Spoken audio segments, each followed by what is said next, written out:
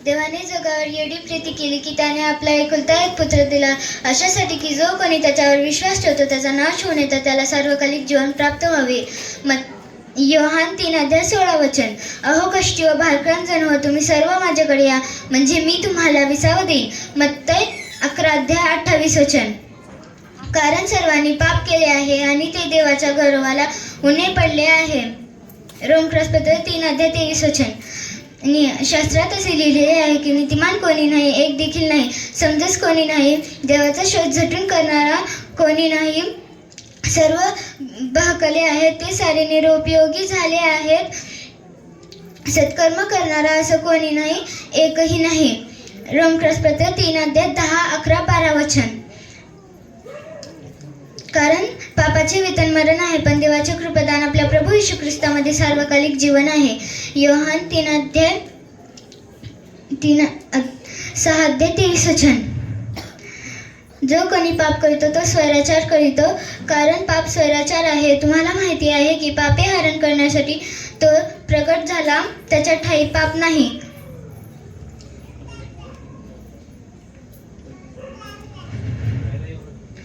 पहिला योहान 3:4-5 परंतु जितक्यांनी त्याचा स्वीकार केला तितक्यांना, म्हणजे त्याच्या नावावर विश्वास ठेवणाऱ्यांना त्याने देवाची मुले होण्याचा अधिकार दिला. योहान 1:12 मी तुम्हाला खचित सांगतो, जो माझे वचन ऐकतो आणि ज्याने मला पाठवले आहे त्याच्यावर विश्वास ठेवतो त्याला सार्वकालिक जीवन प्राप्त झाले आहे, आणि त्याच्यावर न्यायाचा प्रसंग येणार नाही, तो मरणातून जीवनात पार गेला आहे. योहान 5:20 त्याने स्वतः तुमची आमची पापे स्वदेही वाहून खांबावर नेली यासाठी की आपण पापाला मेलेले होऊन सदाचारणासाठी जगावे. त्याला बसलेल्या माराने तुम्ही निरोगी झाला आहात. पहिला पेत्र 2:24 ज्या अर्थी माणसांना एकदाच मरणे व त्यानंतर न्याय होणे नेमून ठेवले आहे.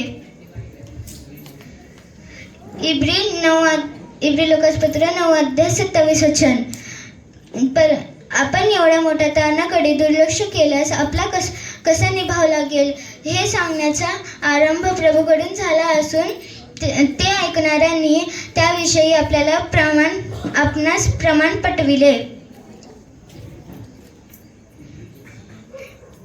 इब्री लोकासपत्र 2:3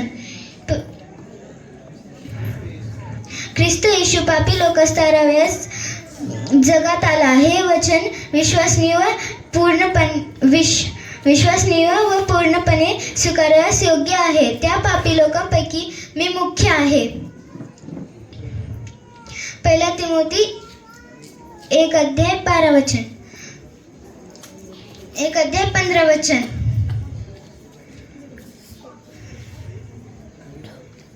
खरे पाहिले असता तो आमच्या अपराधामुळे घायल झाला, आमच्या दुष्कर्मामुळे ठेचला गेला. त्याला आम्हा शांती देणारी अशी शिक्षा त्यास झाली. त्याला बसलेल्या फटकांनी आपणास आरोग्य प्राप्त झाले.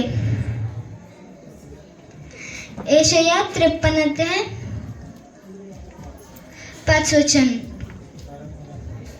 कारण मला जे सांगण्यात आले ते मी तुम्हाला सांगून टाकले. त्यापैकी मुख्य आहे की शास्त्राप्रमाणे येशू ख्रिस्त तुमच्या आमच्या पापाबद्दल मरण पावला, तो पुरला गेला. शास्त्राप्रमाणे तिसऱ्या दिवशी त्याला पुन्हा उठवण्यात आले. पहिला कोरिंथी 15:20 पहिला कोरिंथी 15:3-4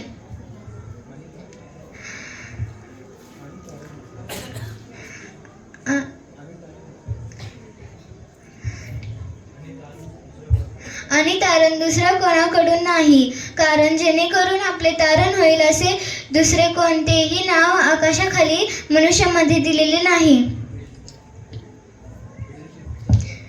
प्रेषितांची कृत्य 4:12. परंतु देव आपणावरच्या स्वतःच्या प्रीतीचे प्रमाण हे दाखवून देतो की आपण पापी असतानाच ख्रिस्त आपणासाठी मरण पावला. रोमक्रसपत्र 5:8. ज्यांचे शरीर द्राक्षरस पिण्यात आणि ज्यांची बहादुरी मध्ये मिसळण्यात. यशया 5:22. की येशू प्रभू आहे असे जर तू आपल्या मुखाने कबूल करशील आणि देवाने त्याला मेलेल्यातून उठवले आहे असा आपल्या अंतःकरणात विश्वास ठेवशील तर तुझे तारण होईल. रोमक्रसपत्र 10:9. जर आपण आपली पापे पदरी घेतली तर तो विश्वासनीय व न्यायी आहे म्हणून आपल्या पापांची क्षमा करील व आपल्या सर्व अनितीपासून शुद्ध करील. 1 योहान 1:9. ते म्हणाले, प्रभू ईश्वर विश्वास ठेव म्हणजे तुझ्या व तुझ्या घराण्याचे तारण होईल. प्रेषितांची कृत्य 16:38. 31. समय पूर्ण झाला आहे, देवाचे राज्य जवळ आले आहे. पश्चाताप करा व सुवार्तेवर विश्वास ठेवा.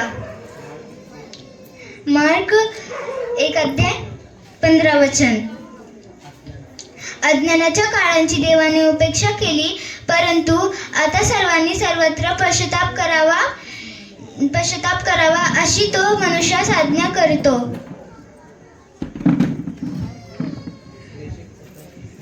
प्रेषितांची कृत्य 17:30. जय मसीह की.